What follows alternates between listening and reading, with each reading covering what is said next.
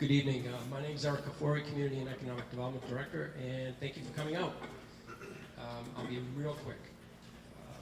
First of all, let me just acknowledge a couple people. I'm going to start with our Master Plan Committee. I won't name them, that's how quick I'm going to be, but they are working unbelievable amount of hours to really shepherd this, and I think a lot of the fruits of their labor you're seeing tonight. Acknowledge the Planning Board, which is essentially the board that is in charge of this process. A few of the members here tonight: John Simon, Aaron Preston, and Peter Boynton, I believe is here, correct? And then, I'm sorry, you can't hear me? Okay. Also, a couple members of the Board of Selectmen, obviously also important on that. We have Dick Valancourt and Chris Nobley. I can't get any closer than this way. Point it right to you. Point it. This way. Okay. See, I didn't want to do the introduction because there was too many rules on the microphone this year.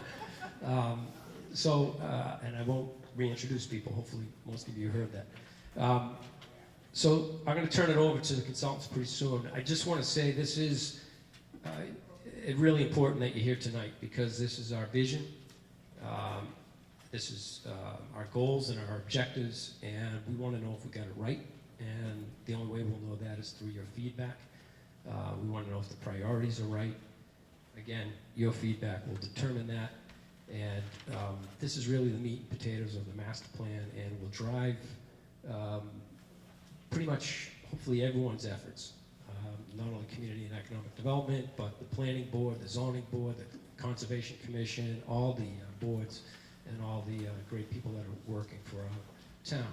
So, again, thank you for coming. There'll be opportunities after this. I think some of the consultants will get into that online to continue your feedback. I encourage that. I encourage you to talk to your neighbors and get their feedback and find ways for them to let us know what they think of what we've come up with so far. So with that in mind, I'm just going to make it real quick. Also, I'm sorry, I forgot Planning Director Gene Enright, who's really been shepherding it from my office. Again, thank you very much, Gene. It's a great effort. But I'll turn it over to Eric Halverson. Thank you. Hi, everyone. Greetings. There we go. That's a little better.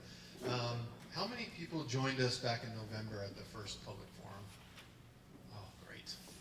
How many news? Okay, perfect. So there's just a little bit of introduction in the beginning of this presentation, just to bring others up to speed. And for those of you who are here and have been following the process, it'll be a little bit of a reminder, but I'll try to go through it pretty quickly so we can get to the bulk of the meeting. So just to introduce us, my name is Eric Halverson. I'm the project manager for the master plan from RKG Associates. And here tonight joining me is Jennifer Goldson from JM Goldson, Jeff Donahoe from Donahoe Associates, Daphne Politis from Community Circle. We also have Judy Barrett on the team doing zoning. She's not able to join us tonight, but she's integrated into our process as well. We also have Jamie here from Jen's team, who you'll see, and Jahangir and Ryan from RKG. You'll see everybody later on over at the boards, as well as many of the committee members and town staff. So just really quickly, so what is a master plan? If you weren't here before and you're sort of wondering why you're here, a master plan is really a plan for the community's physical evolution, so how the community may change or not change over about a 10 or 15 year period. And it's a comprehensive look at really all aspects of what we would consider community development. And it's really, at the end of the day, a public policy document to help staff and boards and committee and members of the public try to figure out how to move the town in the direction that everyone wants it to go. So the master plan is broken up traditionally into 7 different elements, which you'll be seeing tonight. Land use, housing, transportation, economic development, public facilities and services, so the buildings and the land and the services that the town offers, natural, historic, cultural resources, and open space and recreation. So with any master plan, there's really a couple of key questions that at least we try to pose to the community and try to answer with you all as we go through the process. So what we really want to know is where do you want to go? Where does North Andover want to go over the next 10 or 15 years? Where is the community today? So if you have gone online and visited the town's master plan website, we've compiled a pretty lengthy document of sort of documenting where the town is today with regard to those 7 elements that I introduced earlier. We've also done some look at sort of what are the existing policies or some of the trends that might be coming down the line that might impact the community either here locally or maybe even forces that are coming regionally or policies that are coming down from the state that we might want to think about as we're formulating the goals, the vision, and the strategies for North Andover. And then probably the most important part while we're here tonight is to actually figure out how will you get to where you want to go over the next 10 or 15 years.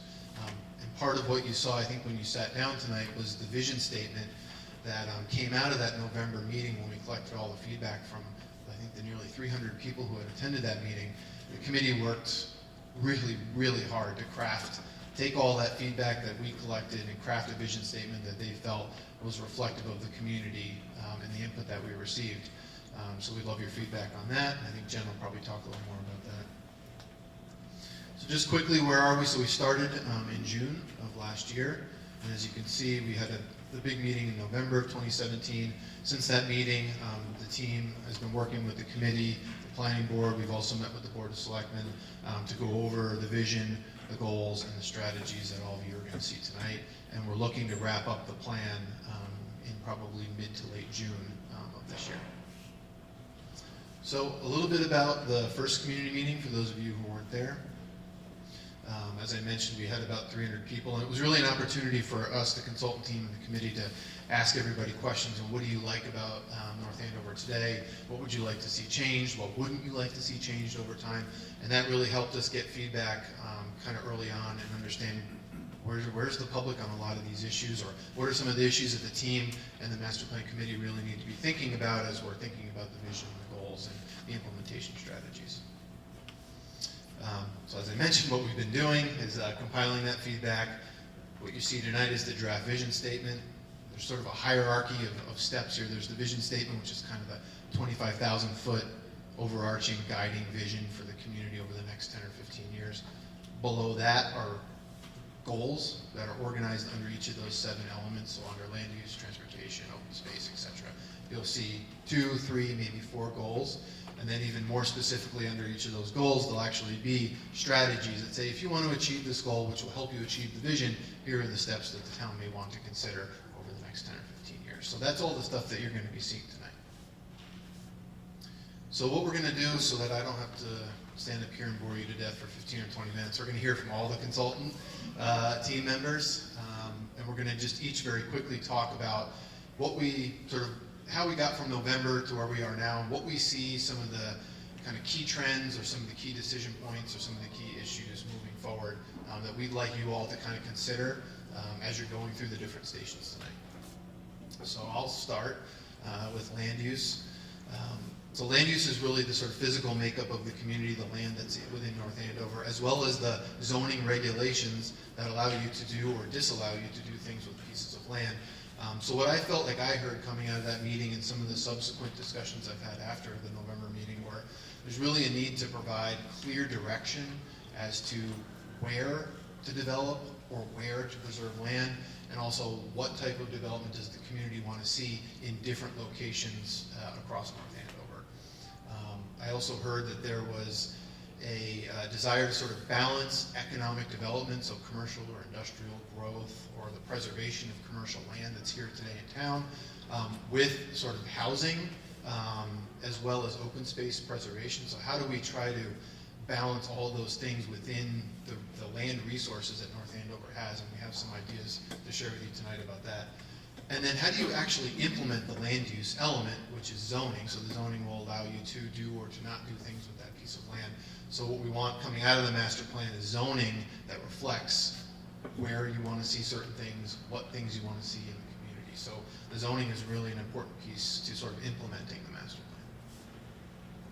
plan. On the housing front, we heard a lot about housing prices that are continuing to escalate, both owner housing as well as rental housing. It's really difficult for younger people, for families, and we heard a lot about seniors and their sort of ability to stay in the community, both that it's expensive and that there's not really the type of housing that they might want or that they're looking for in North Andover. So that really leads us to the need for a more diverse housing stock and sort of where do you build that and what does it look like? And we heard a lot about sort of housing in the downtown as a way to activate the downtown and bring more people to the downtown. And the more people we have in the downtown, the more businesses you're able to support. And I know Jeff's probably going to talk about that in the economic development piece. Okay, and then my last one on transportation. I think the one thing I heard more about at transportation than anything else was connectivity, especially sidewalks. I heard so many people saying, I want to be able to walk from where I live to a restaurant or to downtown, or my kids want to walk to school, and they're just unable to do that because there's gaps in the sidewalk network throughout town. We heard a little bit from cyclists as well. There's a desire to be able to bike from place to place. So how do you do that? And then I heard a lot about trying to do what the town can do to alleviate congestion. It's not going to cure congestion, but at least if we can make it safer for people to drive around, and if we can maybe shave off a couple of minutes on their commute, that would be great. Especially on 125, Mass Ave, 114, a lot of the big kind of regional, either north-south or east-west roadways. So Jeff's going to talk about economic development. Thanks, Eric. I'm Jeff Donahoe. I'm the economic development guy. Jamie gave me 2 minutes to do my pitch. I have one slot. I told her 45 seconds. I'm already probably talking too long. So one of the things we heard about the first time through the public meeting was the need to enhance the downtown a little bit. Out of that came a couple of points that we need to focus on. More residential opportunities downtown to help support the businesses where people can walk to these businesses. And underground utility systems were cited as an enhancement that would help make the town more attractive, the downtown area. In reviewing the town's available land supply, we really have a limited amount of commercial and industrial land, and a lot of that land is impacted by environmental constraints. There's a lot of wetlands, there's a lot of access problems that we have to... No land left. There's no land left. Come over to the economic development booth here in a minute. And then the other issue is, we have some utility customers here in town in the area of the airport that aren't our utility customers. They're direct customers with the regional service. And that's just a little bit of a complicating factor that we want to try to avoid in the future. And if we can move those people over to our side, we'd like to do that. How long? Am I done? See? 45 seconds, I'm done. Who's next? Yeah. Crazy Legs.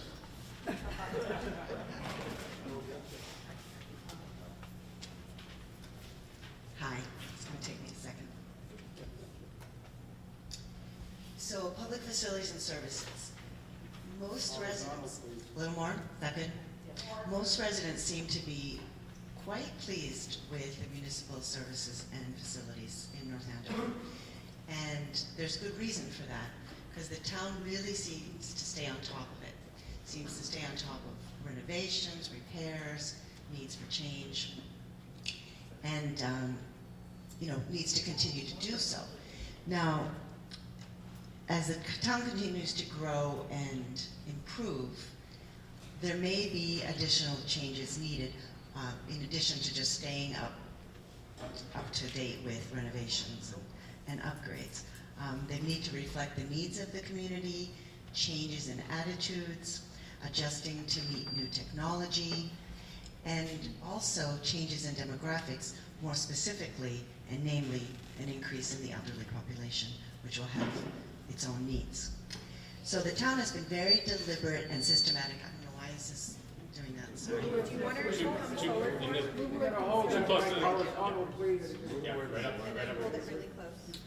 How's that? Okay, sorry about that.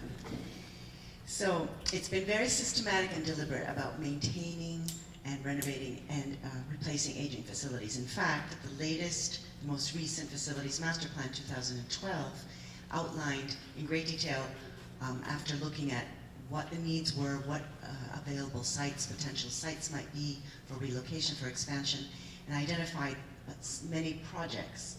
Almost all of them have been completed. And I have to say, for a town of your size, that's quite unusual, because you've also been able to set aside funding on a regular and systematic basis to meet those needs. So moving forward, these are the most immediate needs, although in our report we've outlined additional ones, but these are the key needs. For schools are at capacity, and schools are one of the main reasons that people report moving here. And keeping your schools, educating your children well and safely and with good facilities is important not only for your children, but for your real estate values, as you well know.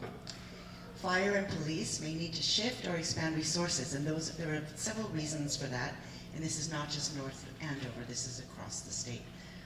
Increase in elderly population means different kinds of an increasing frequency for calls for service. The opioid crisis places more burden on these public safety services, and the pending unclear waters of marijuana will also potentially change the need for these services.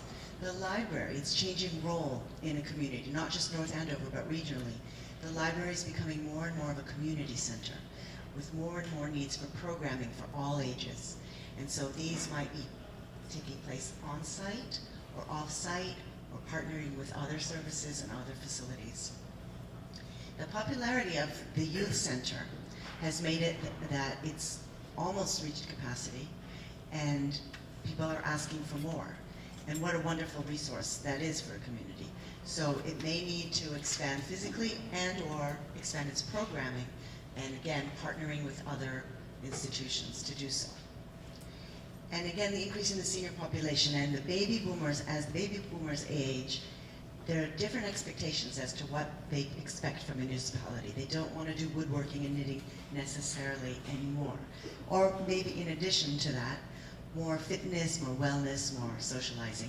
And so that is both inside of a senior center as well as outside and more intergenerational. So all of these need to be considered. They need to be identified and then, of course, funded and phased. So we need to hear from you what you think is important, any ideas you have about moving forward, and if we've missed anything. Thank you. And sorry about the squeaking. I'll try not to do it. So I'm Jen Goldson, and I have the last two slides on the elements. So you've just heard 5 elements if you were keeping or not keeping count. And so the last 2 elements, this one is natural, historic, and cultural resources. So sometimes I feel like this is a little bit of an odd grouping, but that's the grouping that's traditional. And so when you look at historic in particular, one thing that we've noticed looking at the documentation that you already have on historic resources in the town, we think that there's a real need to do a town-wide comprehensive inventory of historic resources. We think you have a lot more historic resources than you've recognized officially. If you look at the state's website where they list all your resources, it's really not very many for a town that's this old. So that's one thing that we think is important. And from knowing more about what historic resources you have, then you can identify, well, are there other protection mechanisms that we want to look at, or other incentive mechanisms? And we're happy to talk about that more at the station. But that's, the inventory is the first step to, well, then do we need to protect these more strongly? Also raising public awareness about the wealth of historic and natural resources in the community, and we think that the town and the school could work even more closely with the Historical Society and the other organizations to bring students into these historic resources and more events. And so there's a lot around raising public awareness. So these are all tied together, as you can see, and they're very related to each other. And then strengthening those connections. You have quite a number of private organizations that really care and are doing great work around particularly historic and natural resources. And we think that the town's efforts and those private organizations' efforts could be even more closely coordinated. And so we had some ideas around that as well. And then looking at what are your priority natural resources? You have quite a lot of temporarily protected open space that could be developed fairly easily. So looking at those and what are the priorities there. And then you also have, of course, the drinking water, and really looking at protection and how do you balance, and actually if you could go to the next slide, how do you balance recreation needs with protecting drinking water? And there's a lot of talk about that. So we have some information at the stations around historic, cultural, and natural resources around watershed protection as well. And so the two elements that we had are very closely related. So the last one here is open space and recreation. So you'll see some of the same themes, as I said on the last slide. So increasing the public awareness. You have not just a wealth of historic resources, but you also have a wealth of open space resources, things that are open for public hiking, for enjoyment of the outdoors, and the Friends of North Andover Trails. Do people call them FONAT? Okay, so FONAT has done tremendous work. That's a private organization. We think that there could be more connections between what the town does and what FONAT does, and really try to bring those together, and so we have some ideas around that. We also heard from you all that you'd like to see expansion of water-based resources. We read about that as well in the open space and recreation plan that the town completed recently. And so looking again back to my prior slide, what is the balancing act between drinking water protection and water quality protection, and allowing and encouraging more access for public recreation on waterways? And then looking, this is connected, the third dark bullet here, interconnected trails and sidewalks. So you may remember that Eric, when he talked about transportation, he talked about connectivity and sidewalks. This is really very closely related, but really connecting trails together with other trails, even cross borders, but also connecting trails and open spaces with sidewalks so folks can walk or even bike. And so looking at that much more closely. And then we also added looking at accessibility of trails, and different types of connections like that. We also looked at the rail trail, which I know has been talked about quite a lot. And then this connects with what Daphne was saying, but these are really overlapping elements. You can't always have them completely in silos. So we also have some thought about how recreation facilities and programs in the community can really respond to the needs for all ages and all abilities in the community, including seniors and accessible facilities. So that's kind of the highlights. You can go to the next slide. So we wanted to get you, we didn't want to talk too much. So we really want to get you out into this big room that we have set up here for you to interact with the goals and the strategies and tell us what you think about them.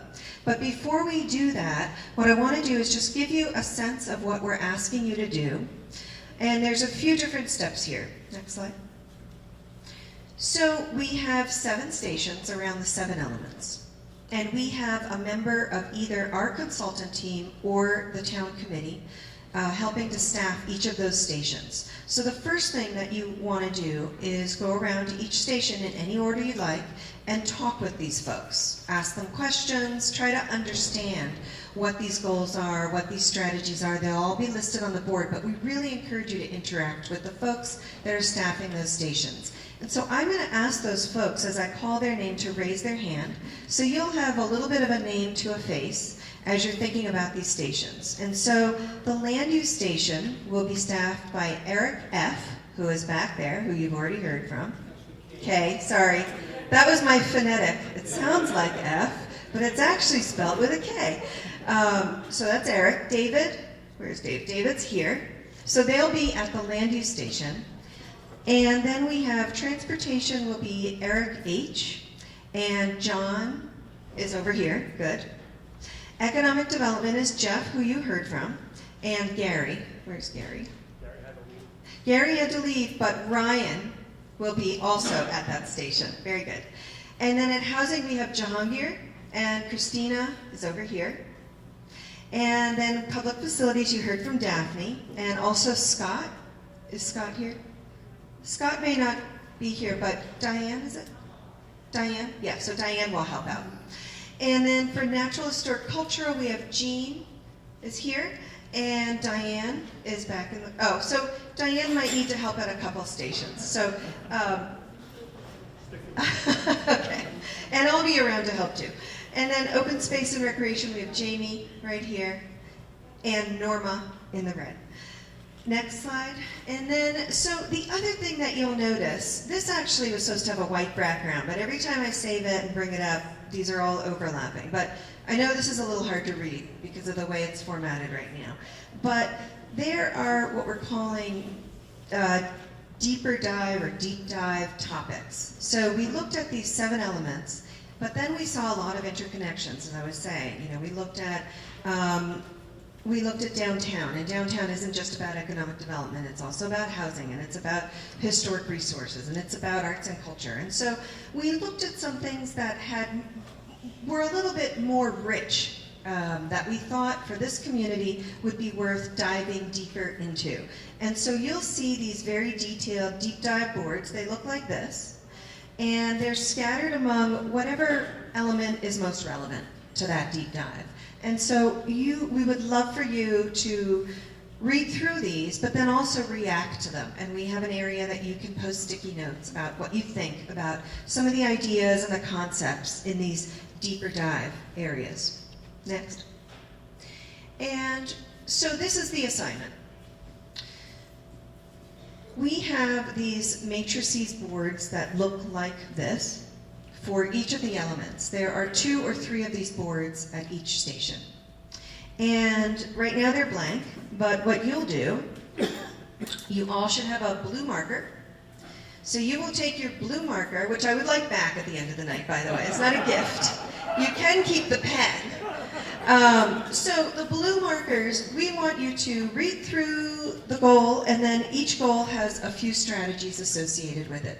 We want you to say, do you agree with this strategy, somewhat agree, feel neutral, somewhat disagree, or disagree? And then we've also given you each a little pad, which I'd also like back, where we'd like you to just put any comments you want on either the goals or the strategies on this board. You can say whatever you'd like on these. You can use as many pieces of paper as you like, and we do have more if you happen to run out. So you should know that we have come up working with the committee and working with the comments that the folks who came last time gave us, and then the focus groups that happened after that. We came up with a lot more strategies than you'll see on these boards. We didn't want to overwhelm you. Eric, how many are there total strategies? Like 120 or something? Yeah. So Eric really, and the consultant team and the committee and the staff work together to figure out, well, what are the ones we really want comments on because we're not quite sure how people will feel about them, or because we think that they're worthwhile kind of digging into a little bit. And so we chose 40 strategies to put scattered around this room. So these are what we're calling the top 40 or key 40. You can call it whatever you want. We don't really have an official name. But, you can go to the next slide. We also wanted to get feedback on all the strategies. We just didn't want to overwhelm you tonight. So what the committee and the staff has done is create an online survey with all 120 or however many there are. And so everybody has this little teeny thin business card on your seat. This has a link to a survey that's already live. Tomorrow this link will be posted on the town's webpage as well. And if you do not like to take online surveys, you may grab a paper survey. It's very long. I think it's like 30 pages? 30 pages, yeah. We believe this will take 25 to 30 minutes. And Jamie, can you do part of it and stop and then go back? Yeah, you can leave the tab open, but it's better to do it all at once if you can. And so we just want you to allot that amount of time. You can also skip around. If you don't care too much about transportation, you can just comment on historic. So that would also save time if you want to prioritize. But all of the strategies are on this survey and on the paper there. And how long will that be up for? 2 or 3 weeks, I think? Yeah, so when it's posted on the town website, we'll want to give a date that people will want to respond to so that it's clear how much time you have. But it'll be 2 to 3 weeks. Next. Okay, so here's what we want you to do. We want you to visit all the stations in any order you'd like. We'd like you to talk to members of the project team. But, and this is my caveat, please try to keep your comments relatively brief, or questions relatively brief to the committee and staff members, because there are probably other people who want to talk to them too. So we just want to be mindful that 1 or 2 people aren't monopolizing a half hour of Jeff's time, that we're kind of looking around and including other people around us, making sure people get a turn. So that's one thing to be mindful of, but we do want you to talk to folks. The next thing is, even if you tell Eric or Daphne or me your thoughts about one of these elements or one of these strategies, don't think that we're going to remember it. Because we're going to hear a lot of stuff. My memory is getting worse and worse. We really want you to write anything you want us to take away tonight. Write it down on this. Do your check mark. So even if you tell someone verbally, assume they're going to forget what you told them. And then we will be here till 9. That's when we're breaking down, unless everybody's gone by then we'll break down early. So you're welcome to stay till 9. You may not need that long, but that's our schedule tonight. But you're welcome to leave whenever you're done. So with that, I think, is there another slide or is that it? Okay, good. So I think we're right on time because my watch is buzzing, telling me it's time. Question on the method. If it's not a question on the method, then talk to me afterwards. Yes? Yes, what shall we do with the draft? So, any consultant member will take it. Me, Jamie, yep, when you're done with that survey. Find something for us. Yes. I'm assuming by downtown you mean Route 114, the major traffic artery through town. So, Eric, what would be the actual boundary? You know what I'm going to say? There's actually a deep dive that draws a kind of a loose boundary around downtown. So I encourage you to go to the deep dive.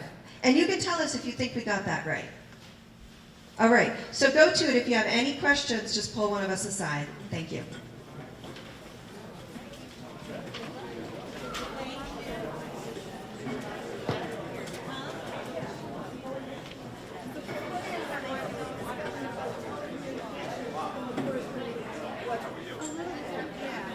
I think that